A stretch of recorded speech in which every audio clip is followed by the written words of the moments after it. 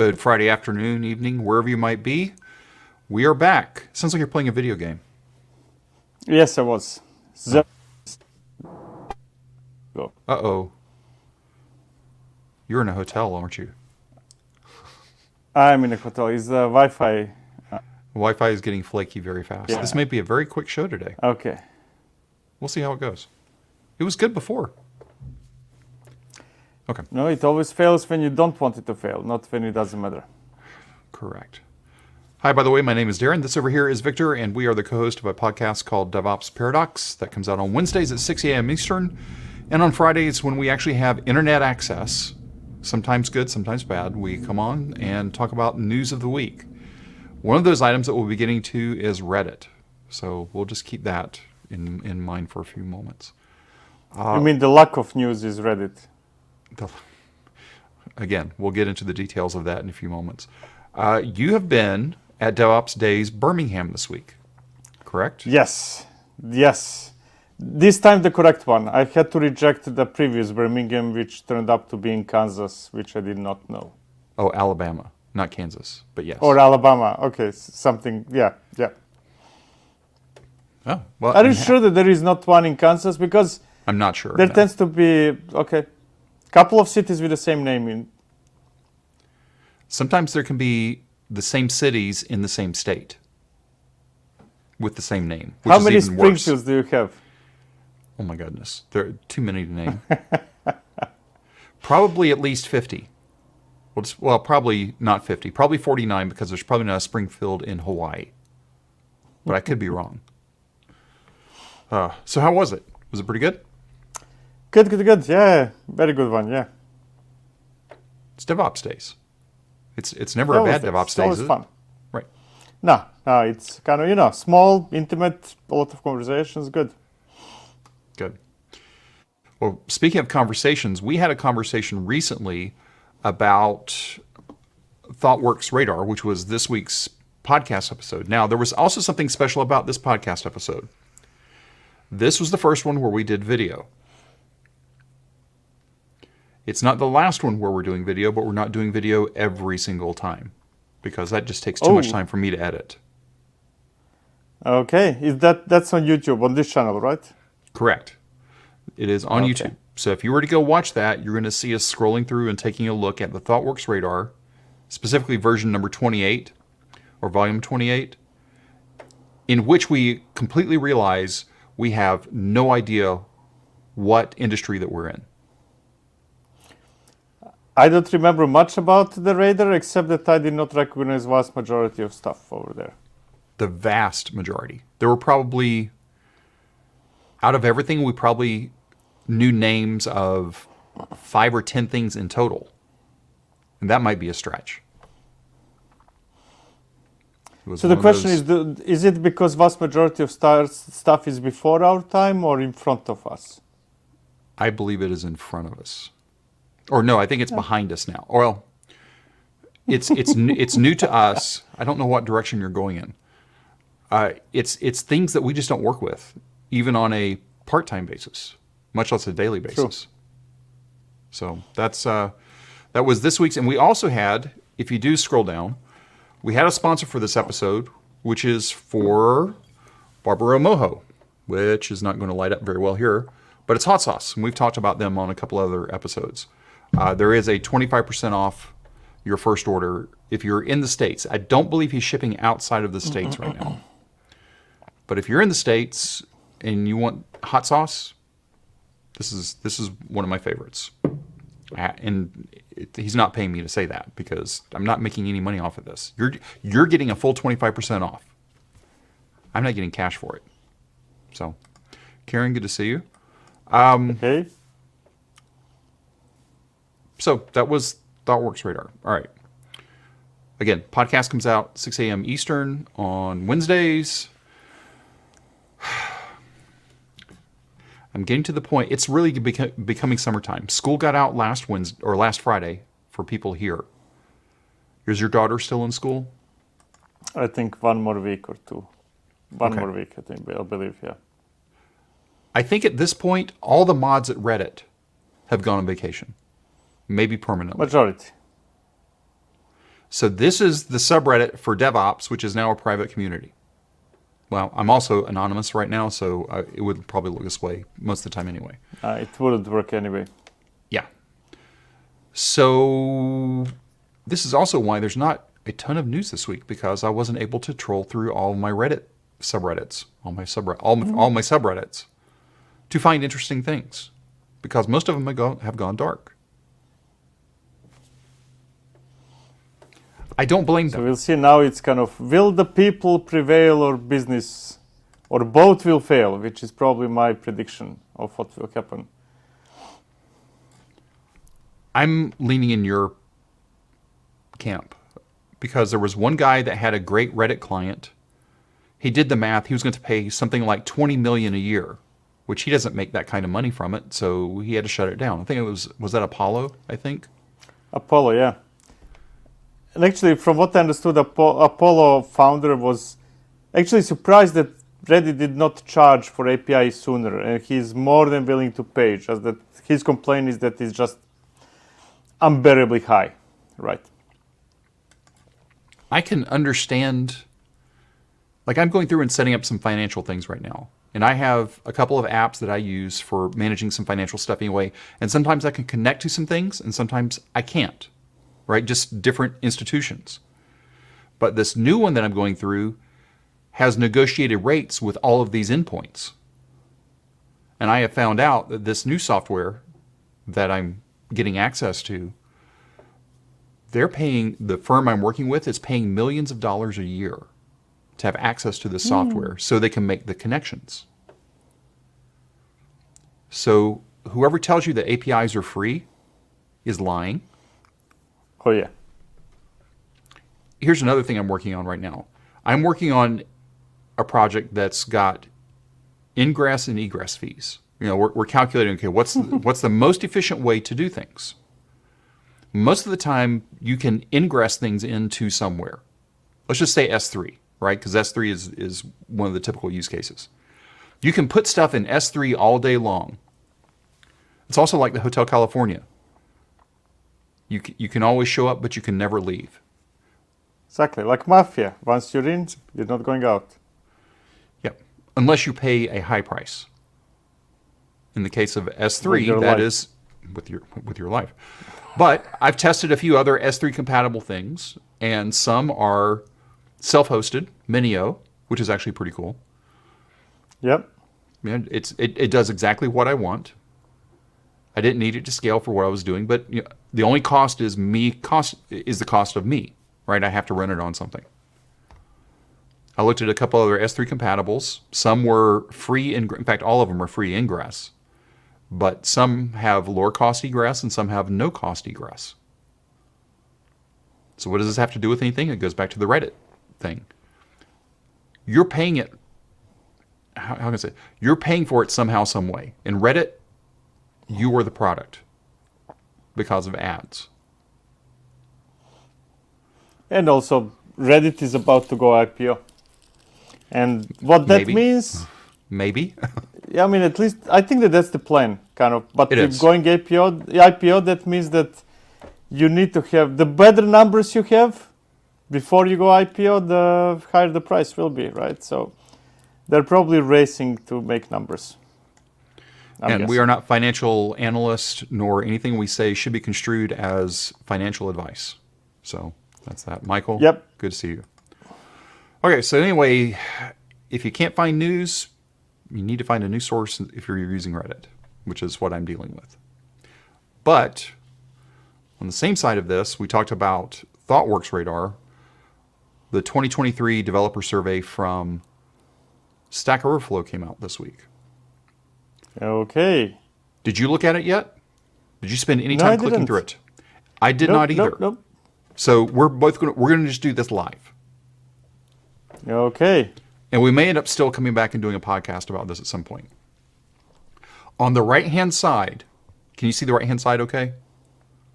I see the right-hand names? side. Yeah, good. Which one do you want to look at? Okay, so AI is off the table. So I could care less about AI from this perspective. Technology. Okay, let's start technology. Let's see what it says. Most popular technologies, we'll start there first. Programming, scripting, and markup languages. 2023, JavaScript continues the streak in the 11th year in a row as the most commonly used programming language. Python has overtaken SQL.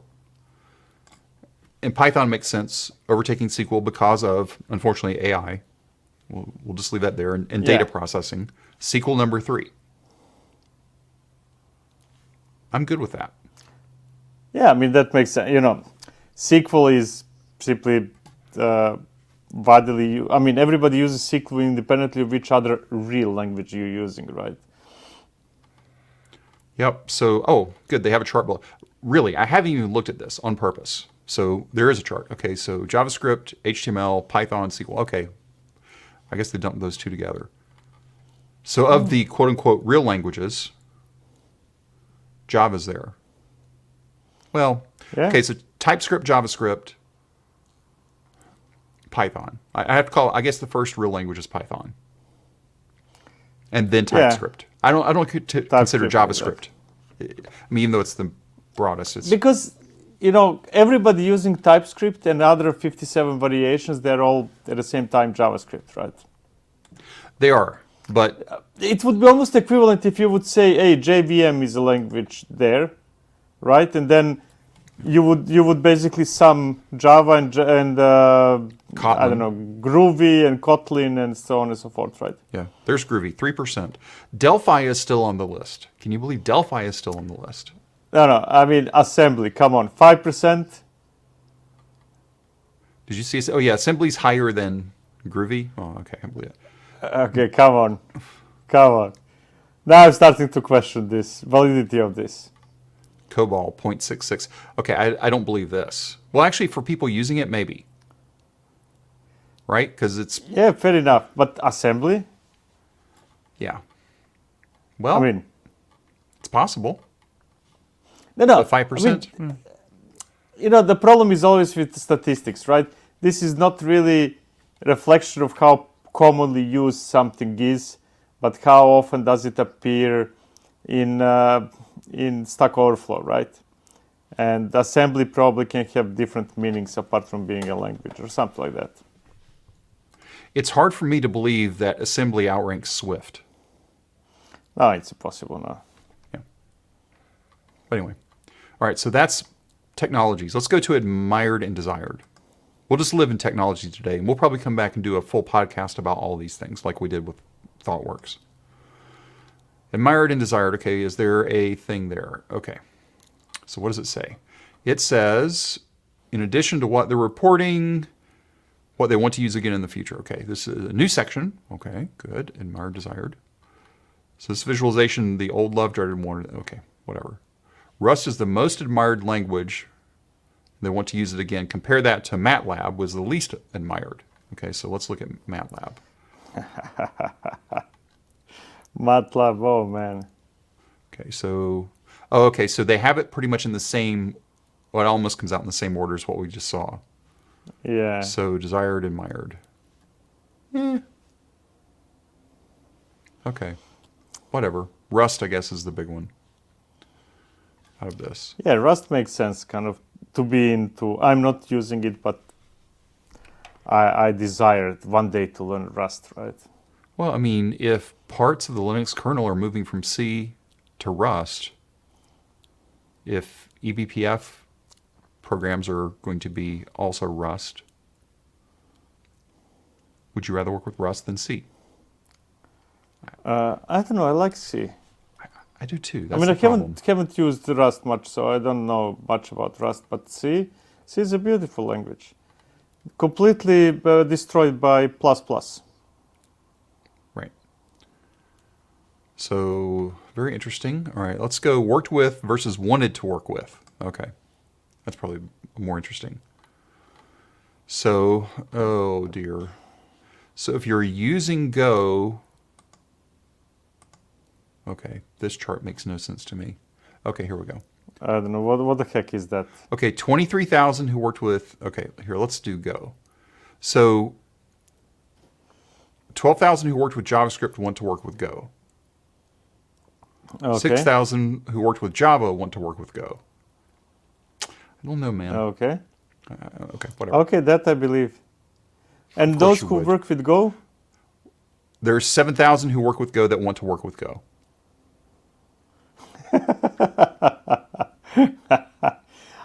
So I expected those who work with Go to lean towards Rust. Not necessarily kind of this is better or worse, but kind of that's Yeah. I'm curious about it now. So let's look at Rust. Okay. So there it is. Yeah, 5,600. Yeah.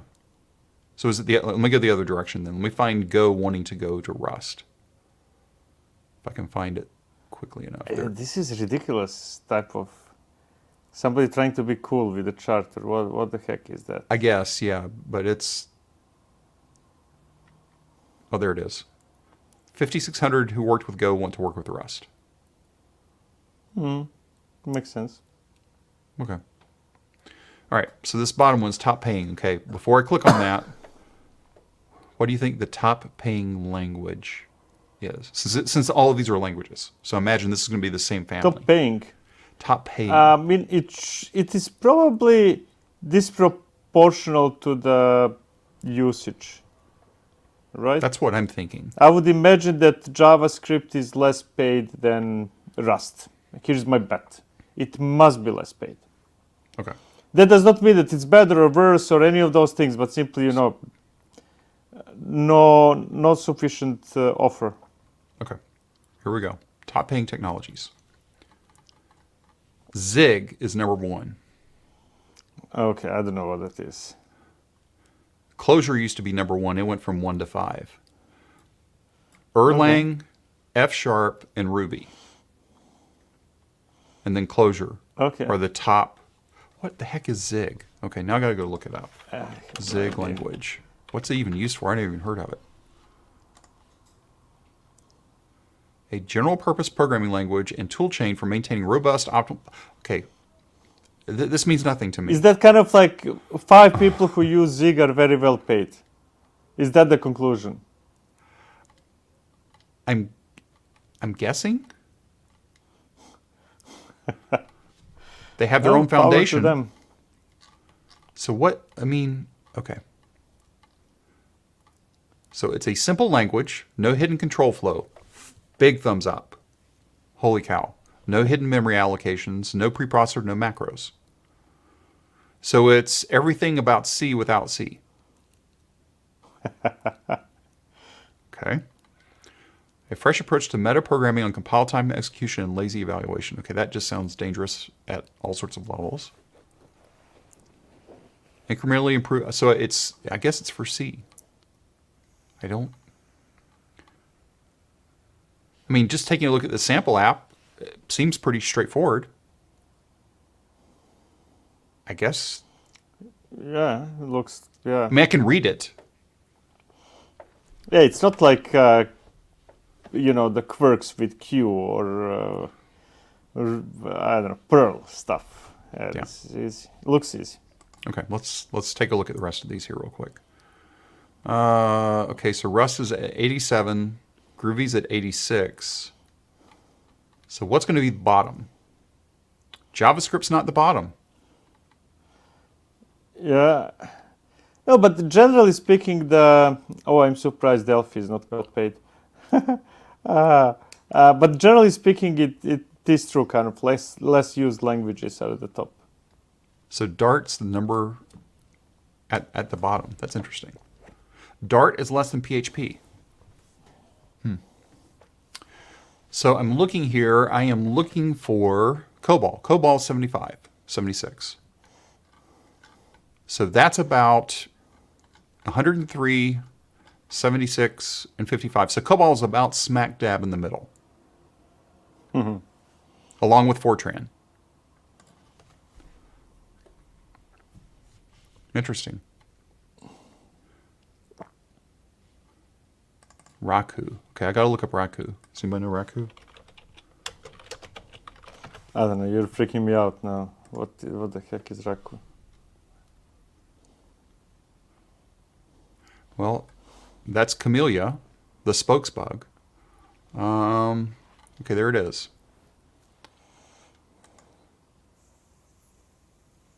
My head hurts.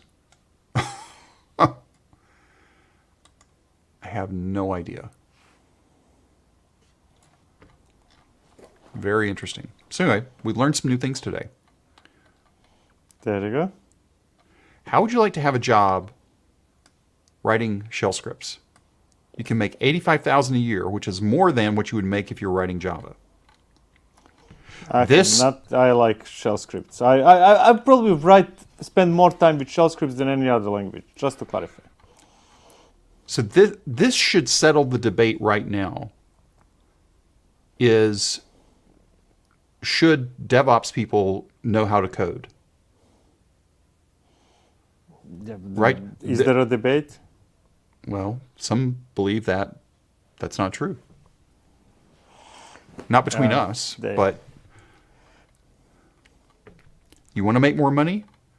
At least learn how to do... Look, if this is true, let's assume that it is, you will make more money doing shell scripting than you will writing JavaScript and Java and any of the other languages that you probably are used to seeing.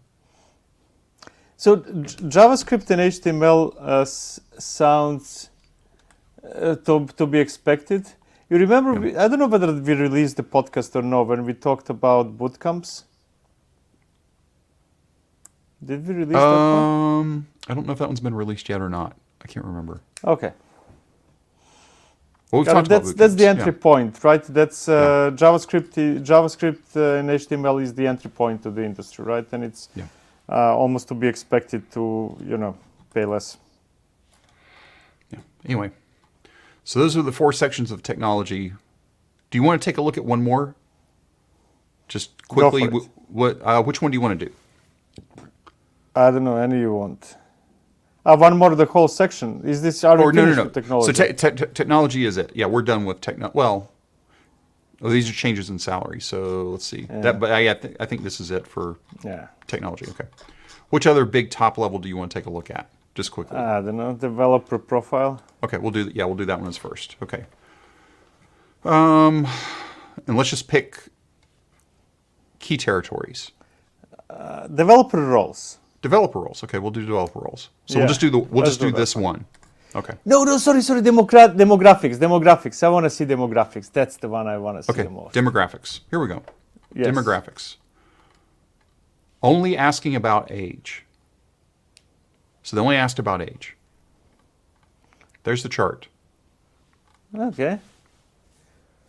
I expected it to have younger people, bigger percentage. Well, they are. 20. Are you talking about 18 to 24 being bigger? Yeah. Nice. I thought that we are younger. I'm getting close to this age. Well, actually, I'm in this age right here at the 3.8. I'm in that block. I'm almost You're still 10, down man. here. Yeah. And I'm Single digits still. I'm rapidly approaching this one. So not rapidly, just at no. You're pace. you're rapidly approaching the last one. The prefer not to say. Exactly. That's the one you're rapidly approaching. Dude, I'm proud of my age. So that's all respondents. Okay, here. So let's say professional developers, because this is across the board. So professional developers, still pretty much the same, right? A little bit of a bump. Yeah. Learning to code. Let's see if this is what you were expecting. Okay. Bingo. Yeah. Okay. That's what you're expecting. But this is still interesting. You've got 2% learning to code in your block. Yeah. Yeah. That's very cool. And I don't know what other would be. I guess not professional or learn. Okay, so if you're not professional and you're not learning to code, well, okay, so it's like a weekend hacker, I guess. Right? It's not your day job. Yeah, but and you're not trying to get to the point to where it is your day job, but you still code. That's okay. Maybe, yeah. Okay, but okay, so you're not learning. You passed learning to code, but you're not professionally doing that. You're not right? professionally doing it. Yeah. Okay, makes sense. But you are doing it. Yeah. Like one of the open source projects that I try to work on is around live event production.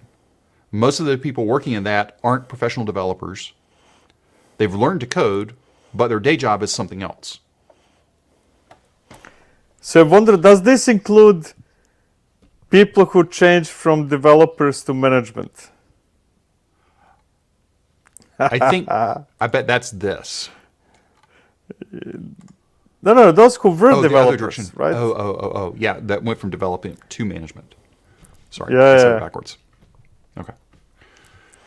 Anyway, let me look at the chart here. Ari says some say that Zig's better than Rust.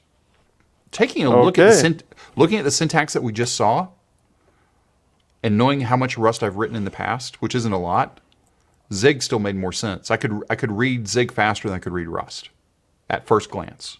So that's good to know. Martin, good to see you. Man, it's so this is the oh, by the way, the other thing that I did differently today, I'm clicking around the things I didn't want to do. Before the show started today, I actually got all the links down in the description before. So if you want to follow and take a look, you can even pull it up and ignore us for the rest of the time that we're going to be talking. And you can just go through this yourself. So next up is Grafana 10 came out. So they just keep on cranking it out time after time. Yeah. I mean, Grafana is a very, very mature project. I don't expect Grafana to do, earth-shattering things, improvements. That's what you usually need in mature projects. New ways to correlate, visualize, and share data. Well, that's what you would hope for Grafana dashboards. That's good. Yeah. New panels, new features, blah, blah, blah. Build dynamic dashboards for real-time data with new panels available in open source. Real-time is important. Canvas panel, up to date to time series. That's good. Share with public dashboards. Okay. Let's see, this is a very long one. Unify data with correlations. Build dashboards, blah, blah, blah. And the blah, blah isn't directed towards Grafana. It's just a lot of words. It's very dense. New user experience. Good. Looks pretty straightforward. Looks like, ooh, wait, I saw text. Well, this is interesting. What is this? Query private data sources without exposing your network. Oh, but that's just in Cloud Pro and Advanced. Oh, it's for agents. So you can get data out through the agents. Interesting. Okay. SAML authentication. I would always think kind of getting data from the source, though, but hey, maybe it's easier if you have many sources, right? Yep. Okay, so anyway, Grafana 10, now available. I saw this post on CNCF, how Kubernetes releases its software. Have you ever thought about that? I mean, Painfully. Or not so painfully, as the case may be sometimes. We've seen anytime the new version comes out, we take a look at the list of who the build manager was and all the different things. But it goes through how Kubernetes builds. I just thought it was interesting. The SIGTOWN analogy. So look at all the things that have to come together to make Kubernetes work. Looks like we've got an Envoy community and a Prometheus community, but hey, there's nobody there. They all moved out, sort of. They're still there. Anyway, I thought it was an interesting read. It's another long read, so this is like the weekend time, and give yourself some time to go through. They talk about KEPs. Oh dear, SIG release. Again, if you're this is not a casual read. This is probably beverage of your choice, and then prop up, turn off all TVs, turn off everything else. But anyway, they walk you through how they do their releases. A cool name from AWS, finally. Who needs another SageMaker in their life? Conformatron. Conformatron. I thought this was really Very, very interesting. So, with the proliferation of open source and commercial container software products, most every vendor today has a containerized product in some way, shape, or form. Right? Customers want to know upfront which products are compatible with their orchestrator. Wouldn't that be nice to know? Oh yeah. I mean, actually, now when I think about it, I'm surprised that nobody did Kubernetes equivalent of real satellite. Was it called satellite? Satellite. Yep. Where you get That this. sounds like a beginning of something like that, right? This is exactly, to me, it's exactly like satellite. Well, not exactly, but really darn close. So AWS has built something called conformatron, which provides an expandable and extensible framework, blah, blah, blah, to run conformance testing and general quality assurance on different EKS deployment models. Today it's doing EKS on VMware, EKS-A on bare metal, EKS-A on Snow, EKS-A on Nutanix, and EKS on Outpost.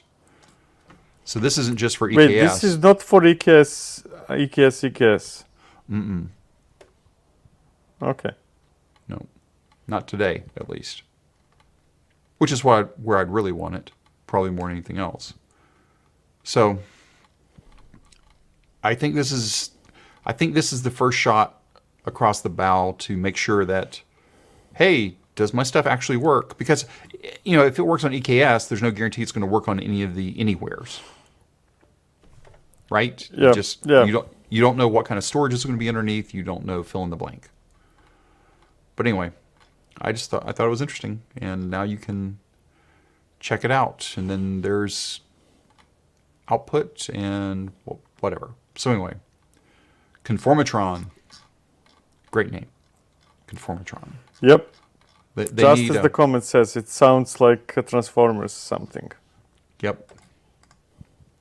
Yep, that's what it. I need to go back and watch all those in order. All the Transformer movies. As long as you don't go to Power Rangers, you're fine. Have you watched the latest Power Rangers movie? Which No. really wasn't a movie. It was basically just a big warm hug to all the old people. It's a 45-minute movie with the original Rangers. Well, a couple of the original Rangers. In the with the Man Blue in Ranger and the Tights. Black Ranger. Yeah. If it's on Netflix, I don't know if it's Netflix worldwide or not, but if you haven't watched it, you should. If you were at all into Power Rangers, like the originals, you need to watch it and move on. If it's on Netflix, the Black what's the name? Black Mirror just was released. Nobody's watching anything else right now on Netflix, but Black Mirror. Maybe it's Black Mirror because that's been in the U.S. for a while. New season. New season. Oh, okay. Maybe not. Okay, conformatron, next. This is the second part. I think we talked about the first part a while back on migrating. If anybody knows about scaling traffic, it's going to be Netflix. Speaking of Netflix. This post and the previous post talk about how they migrate live traffic and no downtime. And they have this concept of sticky canaries, but it goes beyond just our normal canary process. It's an improvement that addresses the limitation being sometimes you need a lifecycle request between the device and backend services. You got to be sticky. And it goes into a lot more detail. Again, this is another one that is long, beverage required type reading. Yep. But if you're dealing with this or interested in this, go read the first one first and then come back and read this one. Because it'll make more sense. Okay. That's from Netflix. We talked about Vault Secret Operator when it was release candidate. Now it's GA. Nice. But it gets more interesting. Okay. Gets more interesting. So beta was in March. GA now. But then the second part to this was the... What am I looking for? It was a different thing this week. Sorry, it was a different post. And I didn't pull that post in here for this one. So anyway, if you're running Vault, you should be using the operator, right? Is there any reason to not use the Yeah. operator? I mean, if it's Kubernetes, then it's definitely operator. I still think that I prefer ESO, but yes, you should run some operator or the other. Did you say ESO? External secrets operator, Oh, which external is kind of, think of it as Vault, but more generic, works with any. Yeah, right. Okay. Okay. Couple of tools. Cilicon. Does that logo at the top look interesting to you? Wait, is Silicon written with... okay, Silicon is written with S, right? It is. So it would be Kilicon. Okay. If you say so. Self-hosted macOS CI on Silicon. Apple Silicon. Okay. I'm going to call it Silicon. So Wait, let me read again. Self-hosted macOS CI on Apple continuous Silicon. integration. Okay, on Apple Silicon. Okay. That's the CI. That's the CI here at the top. Okay. So what's that for? Is it for people testing Mac apps for Mac or something like that? No, so here's what it is. So it's an app that leverages the virtualization framework to create, provision, and run ephemeral CI VMs with near native performance. It currently supports GitHub Actions, Build Kite Agent, and arbitrary scripts. GitLab coming soon. So this is self-hosted CI. I think it's basically, instead of using GitHub Actions, you can call GitHub Actions and it actually runs on your machine. I know, but how many... I'm just wondering how many people would use Mac for anything but personal, laptop type of stuff. You wouldn't set up that as your server to run CI, I'm guessing. I Not probably this wouldn't. tool, just to clarify, but kind of... Right. I never saw anybody run Mac as production, except maybe for those developing Mac apps, right? Maybe, but it does. Interesting, though. Yeah, and it's a new version. It's been out for a while, but 2.0 is the reason why they're making the announcement. You had to do things in 1.0 that changed it, and they've partially adopted the Tart image format. You've heard of Tart? Not heard of Tart? Nope. What is Tart? Tart is from Cirrus Labs for Apple Silicon. Virtualization to build, run, and manage macOS and Linux virtual machines. Oh. Okay. Interesting. Okay. And then some others. The integrated OCI client can download pre-built CI images that have been created with or for Tart.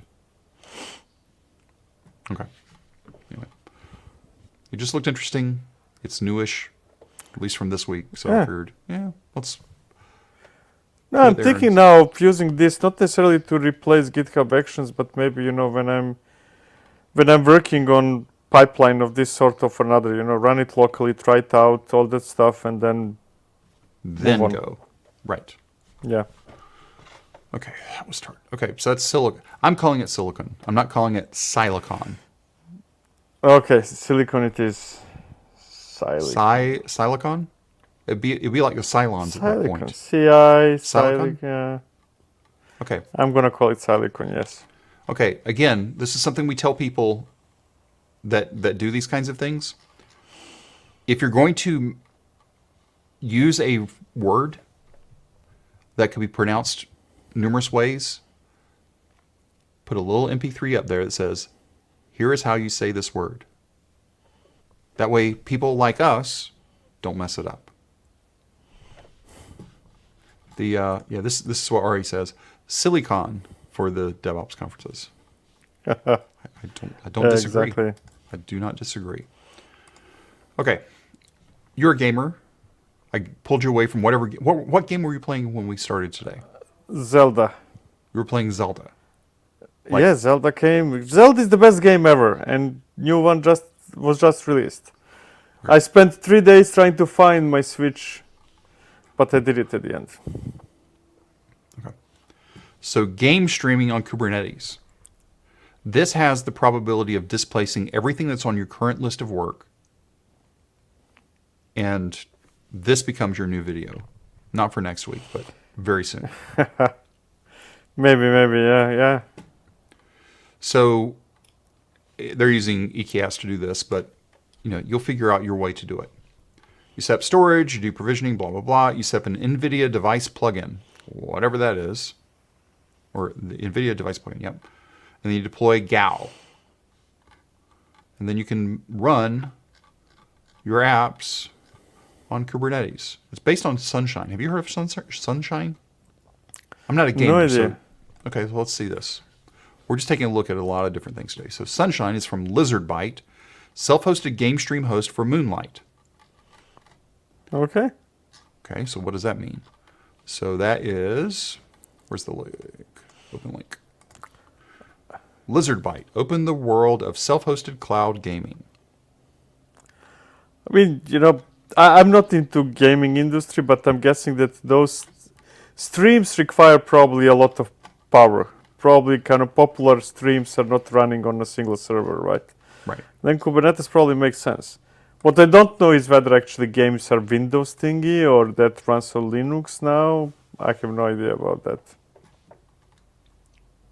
Anyway. Builds work from Game on Whales. Games on Whales. Where do you gamers come up with these names? I don't understand. Creativity, man. Okay. Game streaming on Kubernetes. Speaking of creativity, what were you authorizing this week? And why did I not watch? Yeah. I didn't watch this. I didn't have time this week due to other issues. What is this here's all a about? quick gist of it. Okay. So when you define you have network policies in Kubernetes that allow you to define essentially who can speak with your application, right? You define a network policy, say my application called X can be reached from Z, Y, T, whatever, right? Which from which sources it can reach, right? Now Authorize is creating those network policies for you, but the direction is different. Instead of you saying you're allowed to access me, you're saying I want to access you. So that means that it's a tricky kind of combination because it means that you need to trust everybody, right, in your organization. So if you do, then sounds good, like idea, right? So imagine that you trust all your employees and say, yeah, you don't need to wait for me to enable networking from your app to my app. You can do it yourself. I don't know how I feel about that. So it's kind of like it's not zero trust. I invented the name kind of, probably there is a better one, internal trust, right? I trust everybody in my organization type of situation. Okay. Well, I mean, if that's what people want to do, we'll see at the top of the news channel in a few weeks when you allow everybody access. I don't know. That seems a little too rich for my taste. Yeah, it could be. Okay. Anyway, so you head back home soon. Right? Tomorrow. One more week of traveling for business and then a couple of weeks of traveling for not business. Oh, really? Oh, that's right. Yes.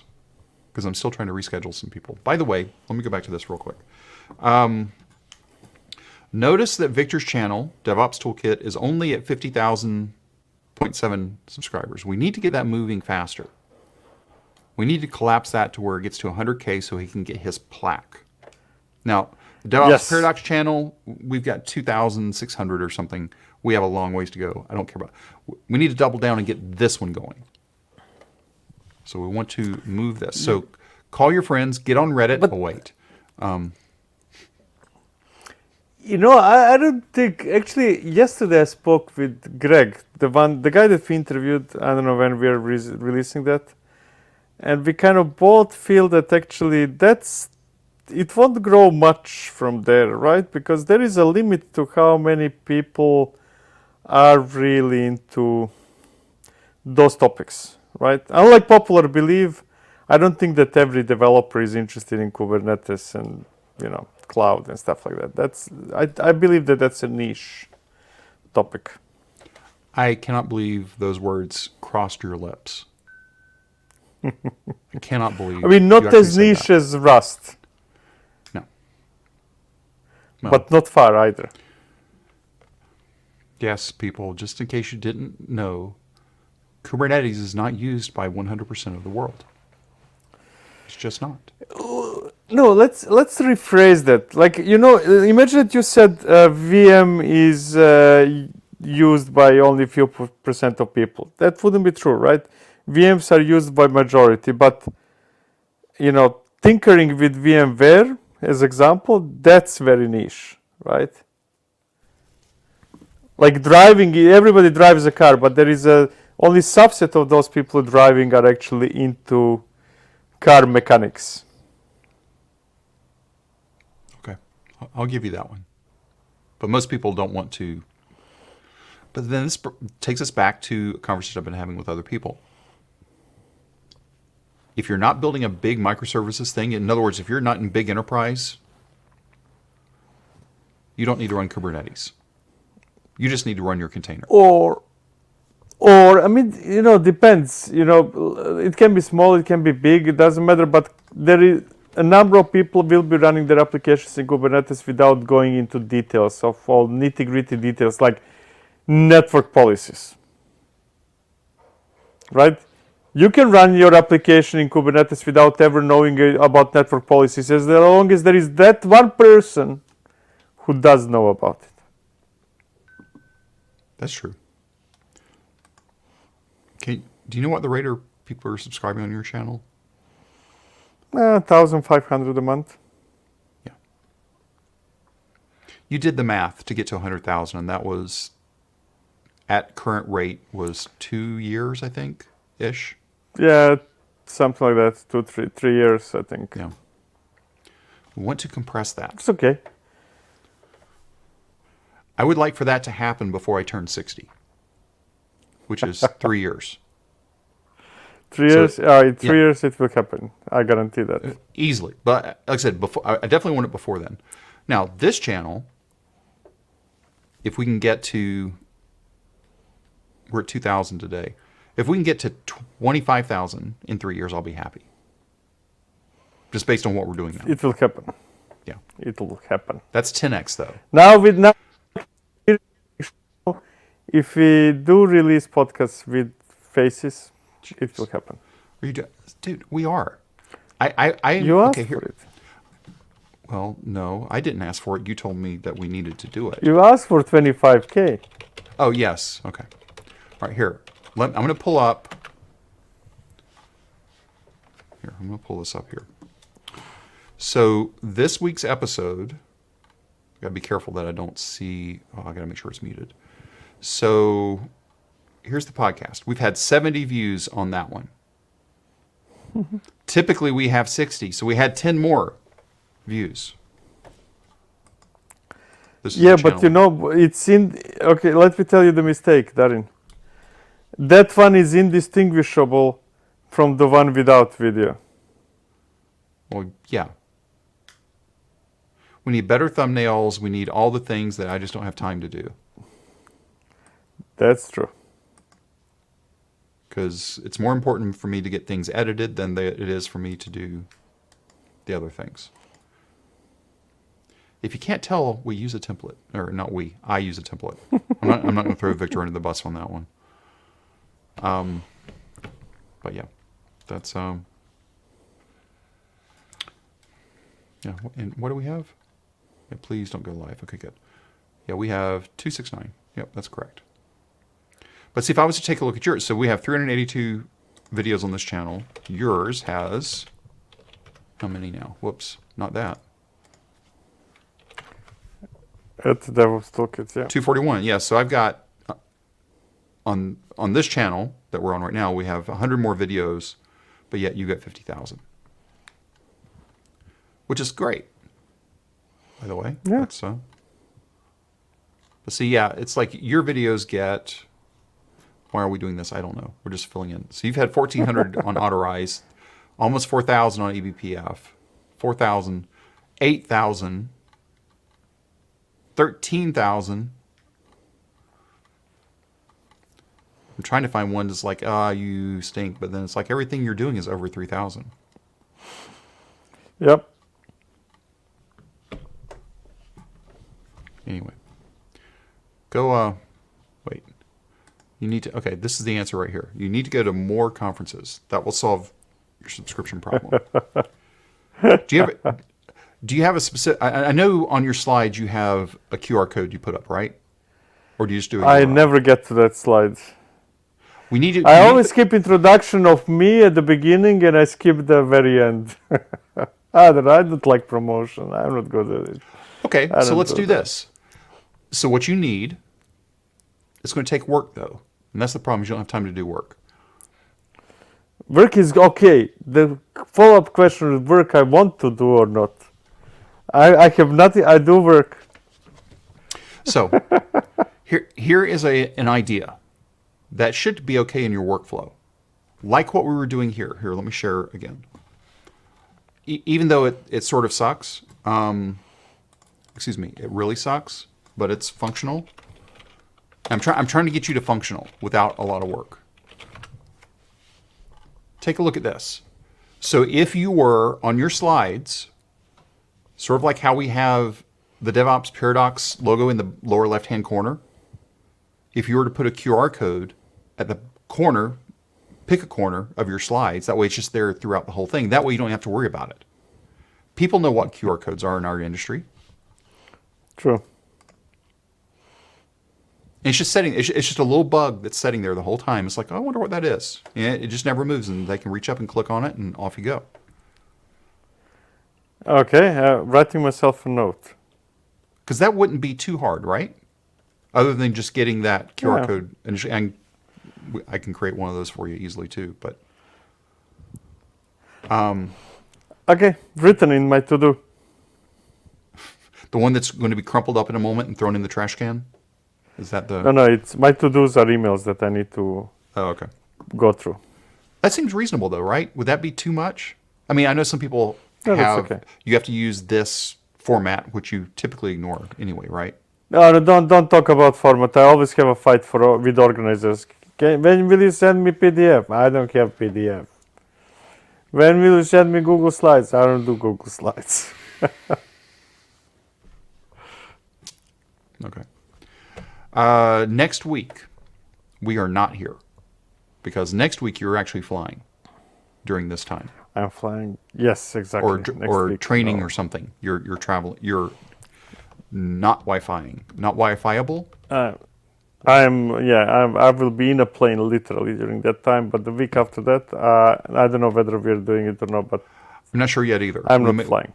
We may skip that week as well, not because of him, but because of me. I just don't know yet. It's not always Victor. Not most of the time. Most of the time. By the way, buy hot sauce. If you're in the U.S., go back to the podcast this week. You'll see a link. Barbara Moho, get 25% off your first order. I think there's a minimum on it. I can't remember. If you're in the U.S., I don't think he's shipping outside. You can check, but I haven't checked with him to see if he's supporting outside the U.S. or not. Anything else? Are we done? So Monday, your video. Wednesday, the podcast. No Friday next week. Because that's all correct. Until we change it, which we won't. I think that was locked in. Yeah. Okay. Have a great trip going back home. Enjoy what's left. Did you get fish and chips this time while you were in UK? No. I didn't. I don't know what. I mean, I'm in some apartment, so I bought a bunch of frozen stuff because I don't have time to go out to buy food. Okay. Let's see if we can answer this one. Create a project shows my SRE skills without any drawbacks using the best and most popular tools. A brief. Oh dear.